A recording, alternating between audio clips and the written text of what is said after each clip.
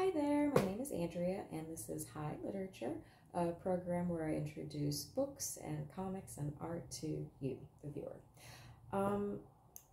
The next thing I wanted to read about in Shōgun, it's such a crazy part where Yabu and Blackthorn try to find Rodriguez's body after he gets washed overboard in a storm. And in the show, they find him, and Blackthorn tries to go down the cliff to get him before the sea washes Rodriguez's body away. And they're stopping him, the samurai and Yabu, because he is Toranaga's property, basically, and they have to keep him safe to bring him back to Toranaga, or bring him to Toranaga. At this point, they haven't met yet.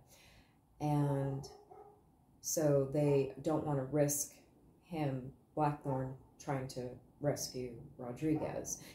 Recover his body. At this point, they don't even know if he's dead or alive.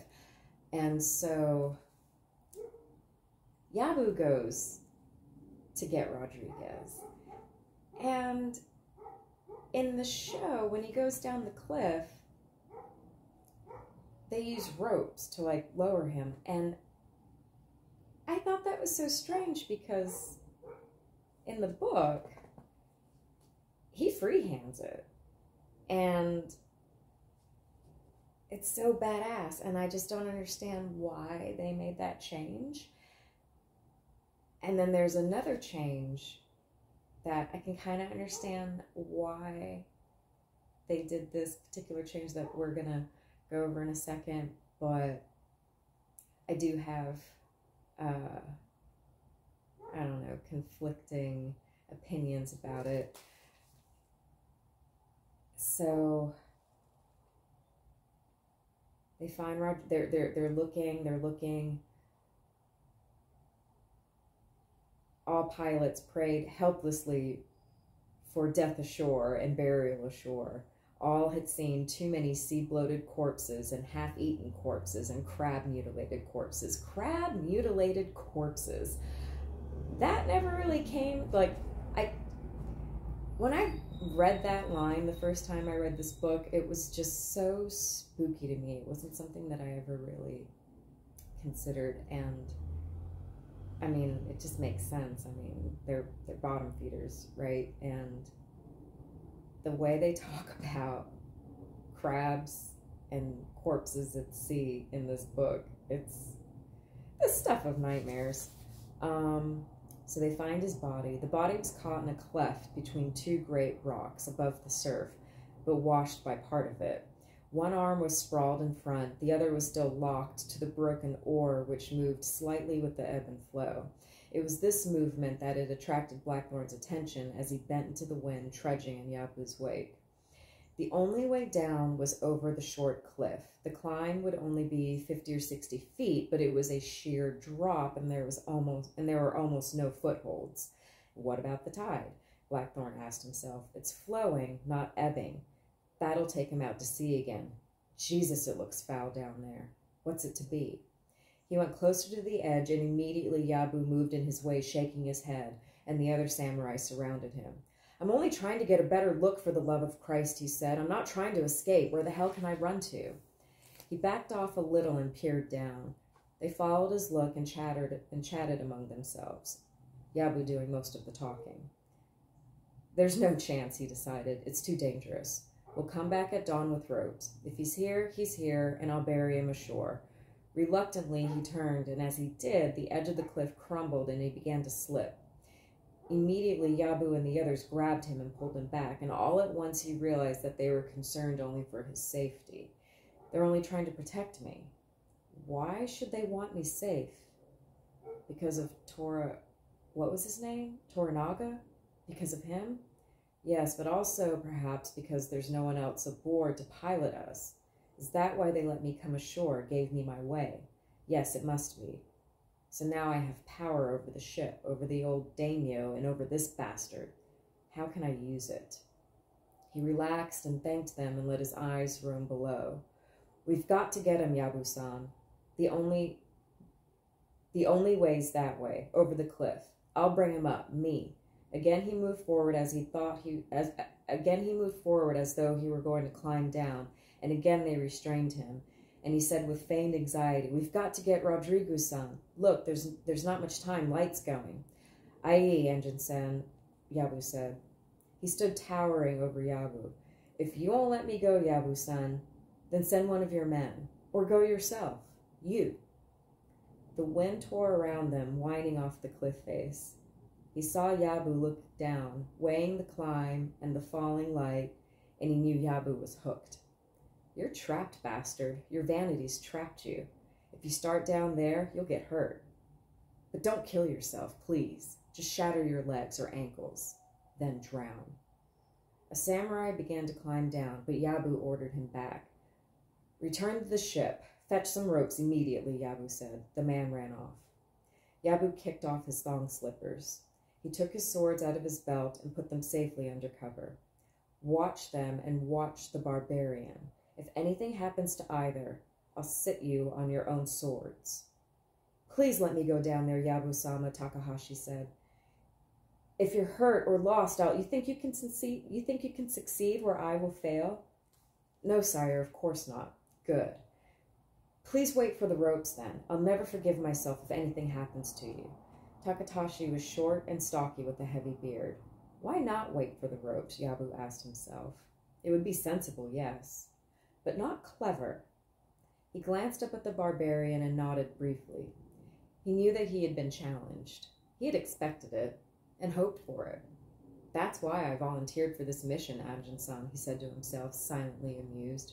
"You're really very simple. Omi was right." Yabu took off his soaking kimono and, clad only in his loincloth, went to the cliff edge and tested it through the soles of his cotton tabi, his sock shoes. Better to keep them on, he thought. His will and his body, forged by a lifetime of training all samurai had to undergo, dominating that cold that cut into him. The tabi will give you a firmer grip, for a time. You'll need all your strength and skill to get down there alive. Is it worth it? During the storm and the stab for the bay, he had come on deck and, unnoticed by Blackthorn, had taken a place at the oars. Gladly he had used his strength with the rowers, detesting the miasma below and the sickness he had felt. He had decided that it was better to die in the air than suffocate below. As he worked with the others in the driving cold, he began watching the pilots, Anjanson, Blackthorn, and Rodriguez, before he got washed ashore. He saw very clearly that, at sea, the ship and all aboard were in the power of these two men. The pilots were in their element, riding the pitching decks as carelessly as he himself rode a galloping horse.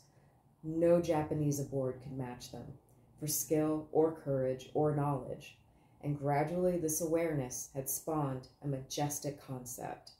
Modern barbarian ships filled with samurai, piloted by samurai, captained by samurai, sailed by samurai.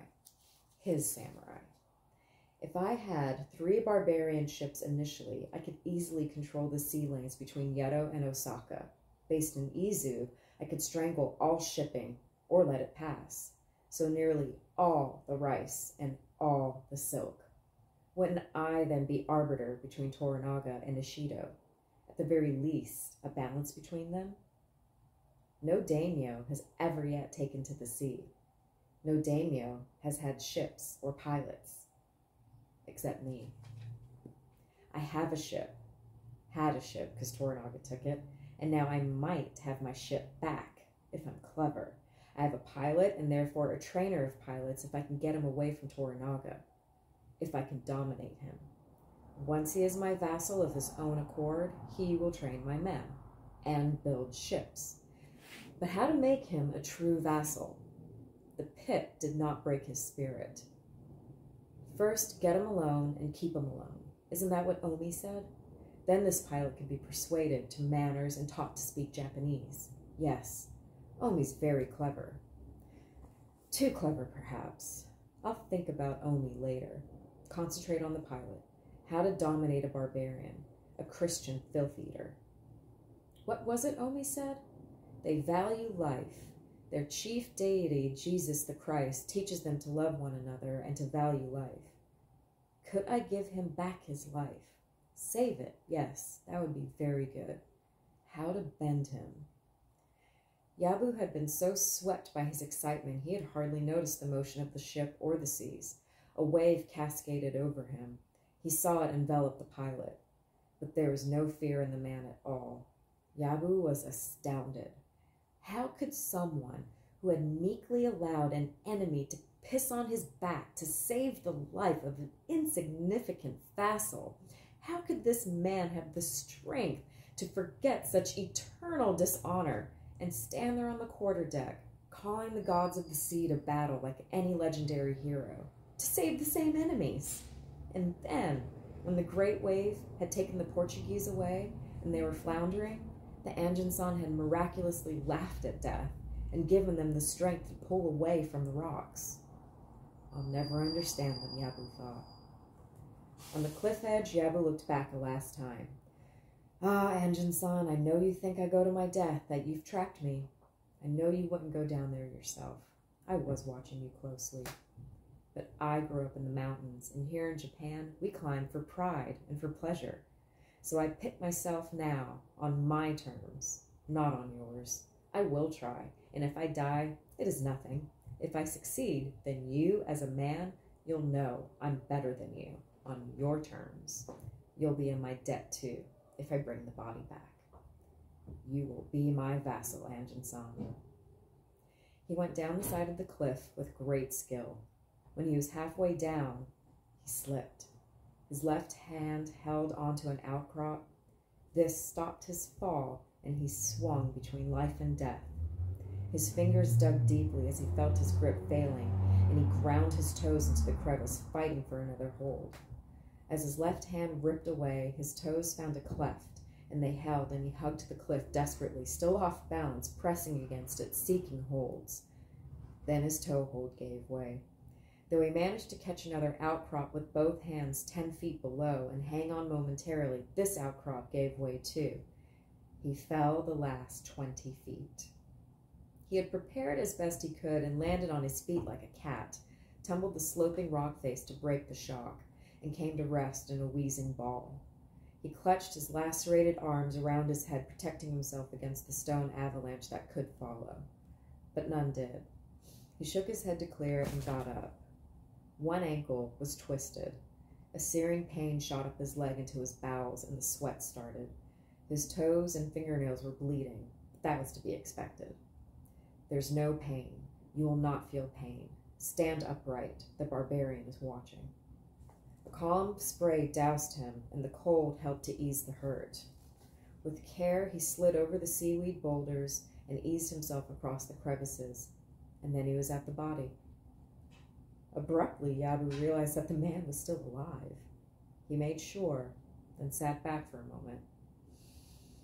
Do I want him alive or dead? Which is better? A crab scuttled from under a rock and plopped into the sea. Waves rushed in. He felt the salt rip his wounds. Which is better, alive or dead? He got up precariously and shouted, Takatashi-san! This pilot's still alive. Go to the ship, bring a stretcher and a doctor if there's one on the ship.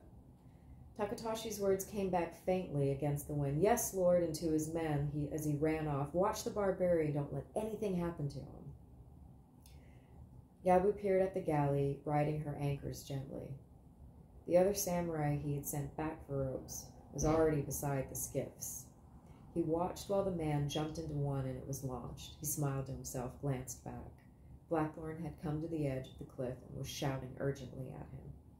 What is he trying to say? Yabu asked himself. He saw the pilot pointing to the sea, but that didn't mean anything to him. The sea was rough and strong, but it was no different from before. Eventually, Yabu gave up trying to understand and turned his attention to Rodriguez.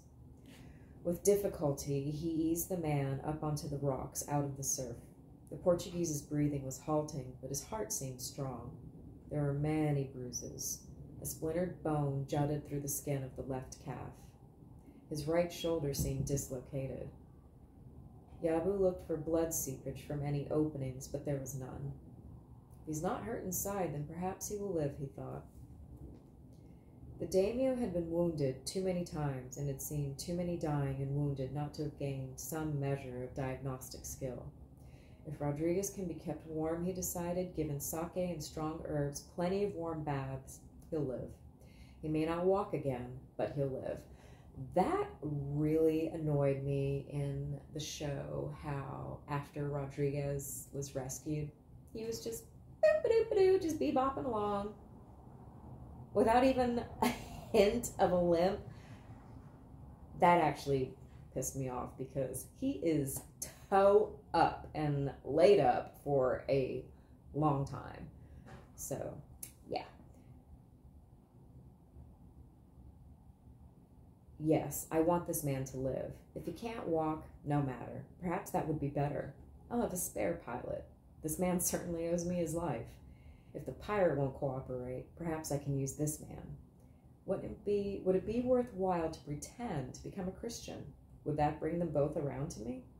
What would Omi do? That one's clever. Omi.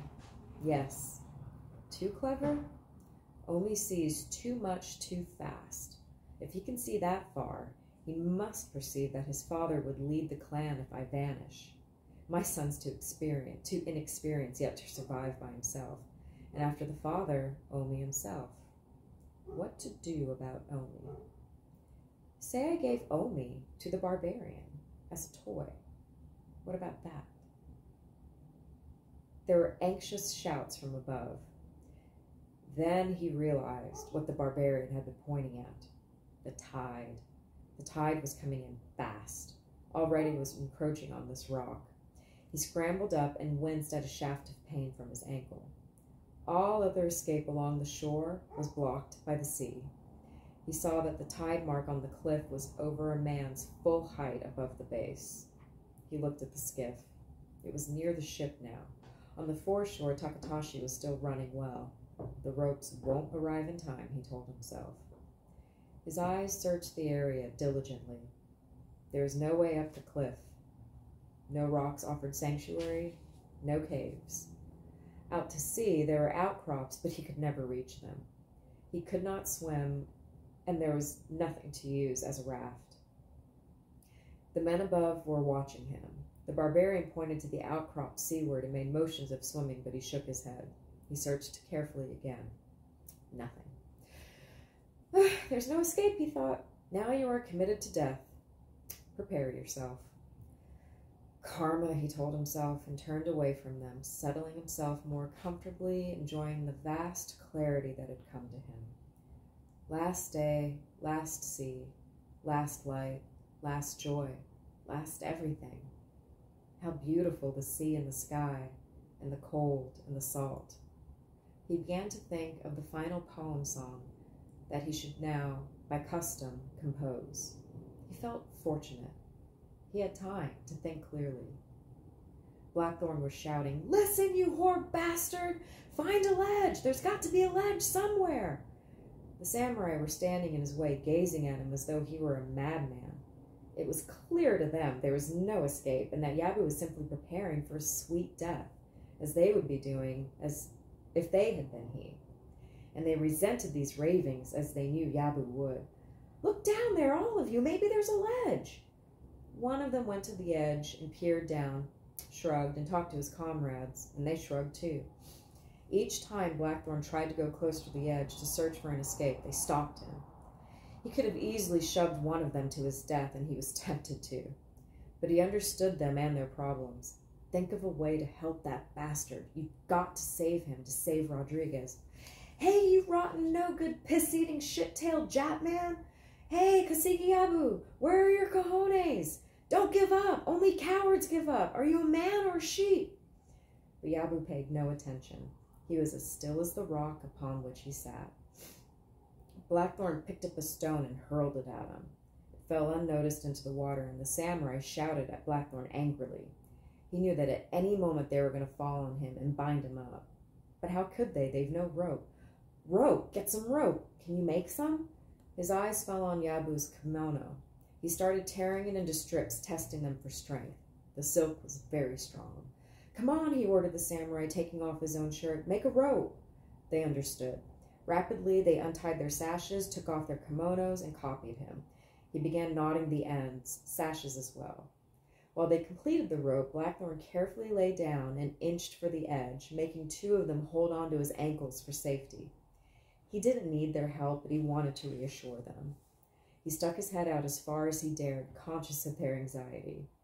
Then he began to search as you would search at sea, quarter by quarter, using every part of his vision, but mostly the sides. A complete sweep. Once more. Nothing. Again. What's that? Just above the tide line. Is it a crack in the cliff or a shadow? Blackthorn shifted position, keenly aware that the sea had almost covered the rock that Yabu sat on, and almost all of the rocks between him and the base of the cliff. Now he could see better, and he pointed. There! What's that? One of the samurai was on his hands and knees, and he followed Blackthorn's outstretched finger, but saw nothing. There! Isn't that a ledge?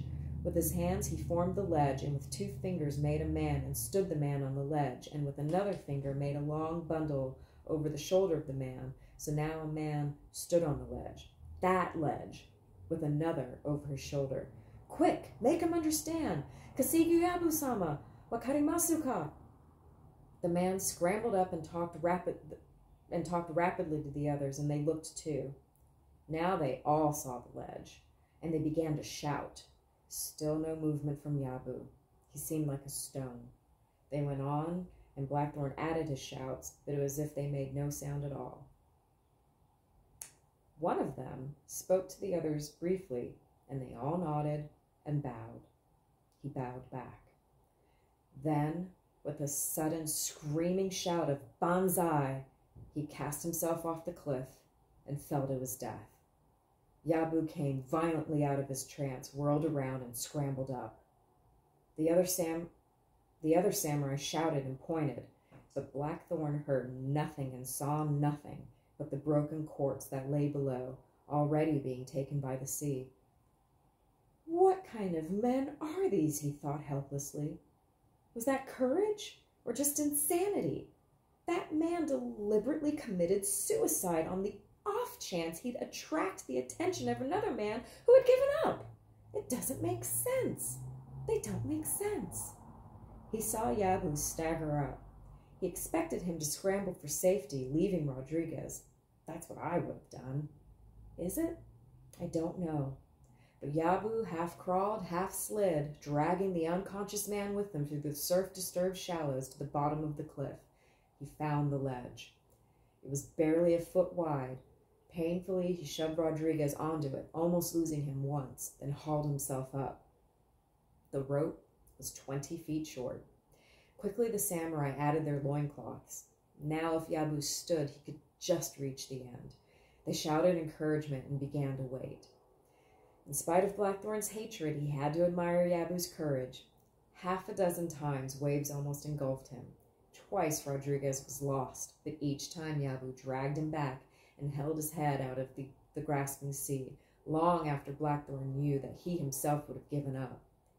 Where do you get the courage, Yabu? Are you just devil-born? All of you? To climb down in the first place had taken courage. At first, Blackthorn had thought that Yabu had acted out of bravado, but soon he had seen that the man was pitting his skill against the cliff and almost winning. Then he had broken his fall as deftly as any tumbler, and he had given up with dignity. Christ Jesus, I admire that bastard and detest him. For almost an hour, Yabu set himself against the sea and against his failing body, and then, in the dusk, Takatashi came back with the ropes. They made a cradle and shinned down the cliff with a skill that Blackthorn had never seen ashore. Quickly, Rodriguez was brought aloft. Blackthorn would have tried to succor him, but a Japanese with close-cropped hair was already on his knees beside him. He watched this man, obviously a doctor, examine the broken leg. Then a samurai held Rodriguez's shoulders as the doctor leaned his weight on the foot, and bone slid back under the flesh. His fingers probed and shoved and reset it and tied it to the splint. He began to wrap noxious-looking herbs around the angry wound, and then Yabu was brought up. The daimyo shook off any help, waved the doctor back to Rodriguez, sat down, and began to wait. Blackthorn looked at him. Yabu felt his eyes. The two men stared at each other. "Thank you," Blackthorn said finally, pointing at Rodriguez. "Thank you for saving his life." "Thank you, Yabu-san." Deliberately, he bowed. "That's for your courage, you black-eyed son of a shit-festered whore." Yabu bowed back as stiffly, but inside he smiled. And that's how book 1 ends, because then we've got book 2. So yeah, very, very different from what they show in the series. And I don't understand why. I mean, I guess for sake of time, if you're gonna do, it's just so much cooler that he free-handed climbing down the cliff. And it just kind of bums me out that they just ropes, instead of, it being like this race against time as the tide's coming in, waiting for the men to come back with ropes from the ship. And then the whole Banzai suicide.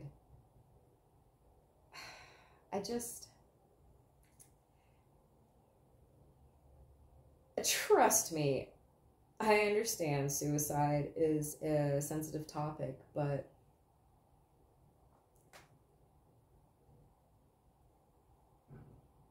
I think what bugs me is that the best way I can put it, this is like, it's cultural suicide. He wasn't doing it out of sadness, out of depression. It was an honor death. He did it to save his ward. He did it as a samurai. And, it was an honorable death for a samurai doing what he is supposed to do to protect his lord and master's life above all else.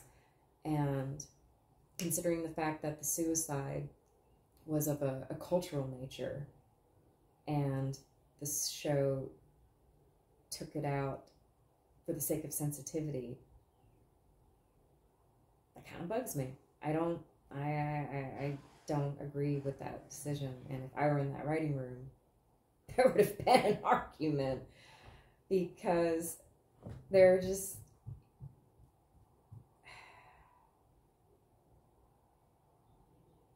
I understand the need and the desire to be precious about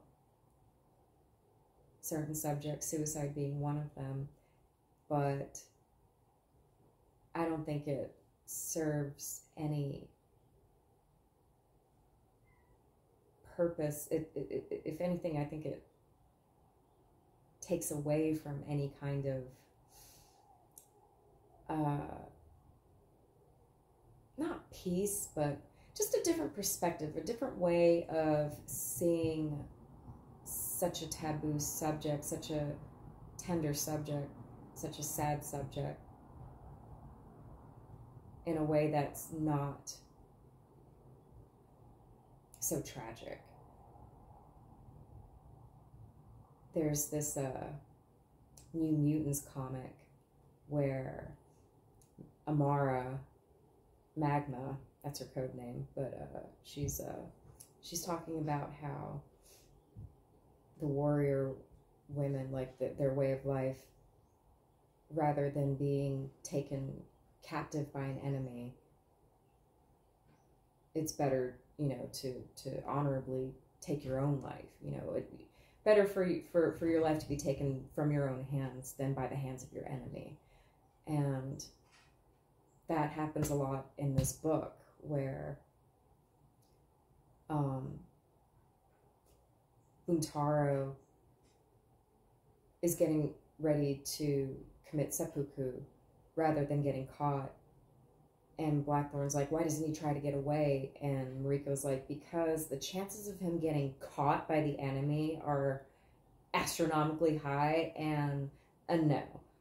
He's going to take his own life. Thank you very much. And it's interesting how there's such a, I mean, it makes perfect sense to me. I'd rather take my own life than my enemy torture me to death. And in the sense of, you know, what happens in the scene we just read, it's just a different perspective, a different, I don't want to say approach, but you know what I mean. It's just,